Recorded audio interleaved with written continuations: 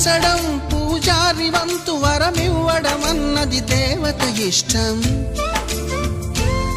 ప్రేమించడం ప్రేమికుడి వంతు కరుణించడం అన్నది ప్రేయసి ఇష్టం. ఎందువల్ల నిన్ను ప్రేమించిందో చిన్ని మనసుకే తెలియదుగా, నిన్ను మరవడం జరగదుగా. ఎందువల్ల నువ్వు కాదన్నావో ఎదురు ప్రశ్నలే వేయనుగా, ఎదురు చూపులే ఆపనుగా. ఏనాటికో ఒకనాటికి నీ ప్రేమ సాధిస్తా. నిన్ను చూడాలని ఉన్నా, నిన్ను చూడాలని